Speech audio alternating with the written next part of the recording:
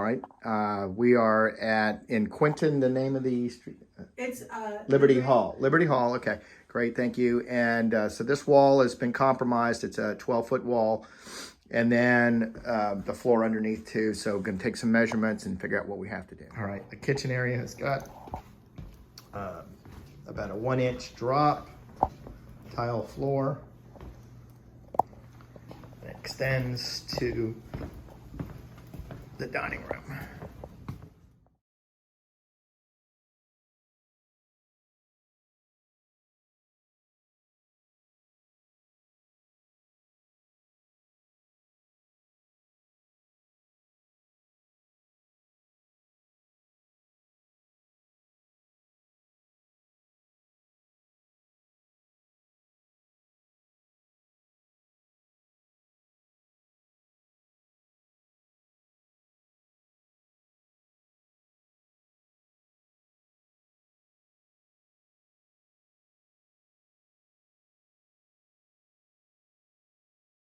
All right, I'm here at Liberty Hall and I'm going to go under the house and we're going to check the floor framing structure beneath the dining room and beneath the kitchen and beneath the bathroom.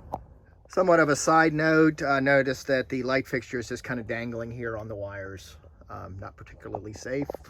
Probably want to take care of that. All right, the joists are 2x10s and they are 16 centers. It looks like the house has 2 center beams from where I can see at the crawl door. And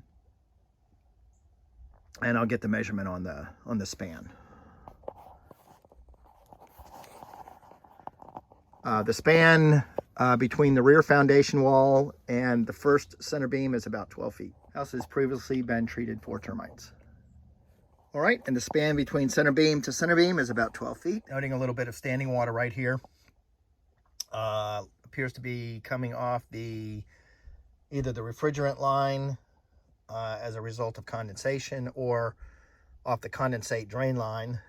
And there's a new splice there, so it's possible it's dripping down the pipe and dropping to the ground. And the span between the front center beam and the front foundation wall is about 12 feet.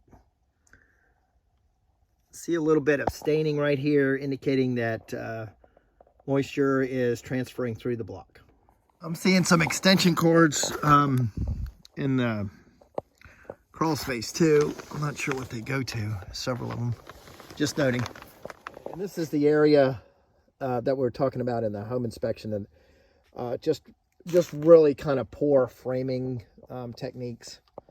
It's not professional, so we need to tighten this area up here. Owner says it does not cause any problem with the wall, but I would like to do some framing love. This joist is just spliced together in the middle, so this has no structural. No, that one's all right. That's fine. I think we just need some beefing up right in this area here. I'm more towards the left side of the house, and the span on the joist here is only 6 feet, 8 feet, and 8 feet. So these joists and these piers and these center beams and everything like that is very sufficient. I did notice that pretty much every single pier, the joists are notched, which is really nothing wrong with that as long as they were notched accurately. But this one was not particularly accurate. You can see where there's a space up underneath. So, you know, in order to fine tune this, what we could do is we could put steel shims under here to, you know, level it out somewhat. And I noticed this joist here is not even resting on the beam, as it's got a crown in it. That's a pretty substantial gap right there. So the center beam is not bearing any weight from that joist because there's a crown in the joist. This is the area that I had thought was concrete. It is very sturdy. No bounce at all. Well constructed, very sturdy area. This is the area to the front of the house, in front of that very sturdy family room area. And it's the same basic construction here. These are two by 10s. They don't span very much. But I did notice that some of these joists have twisted a little bit, like that one in particular. It's no longer level. So what will happen there is the floor will dip a little bit there because the joist is not standing straight up.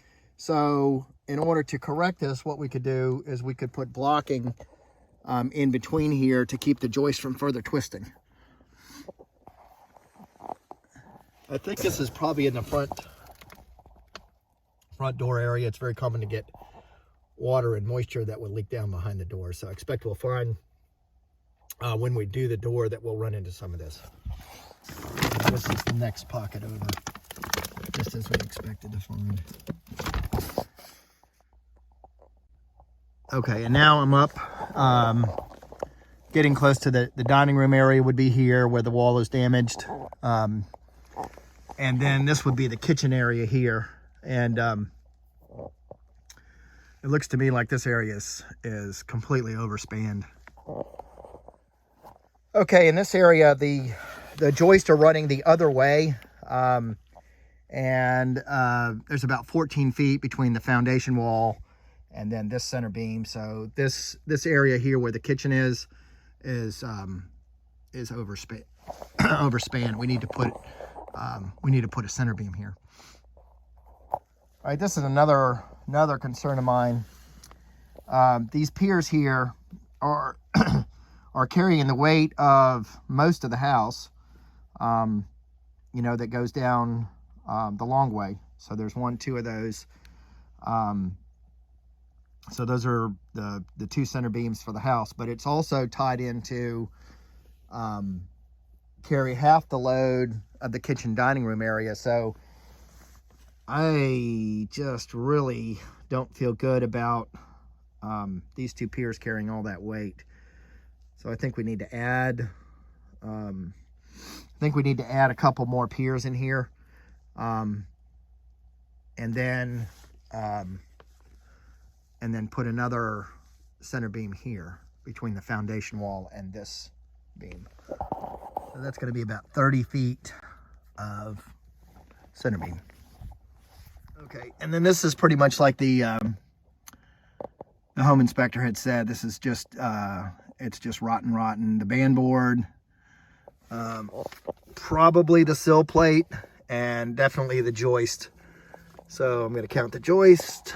Got 1, 2, 3,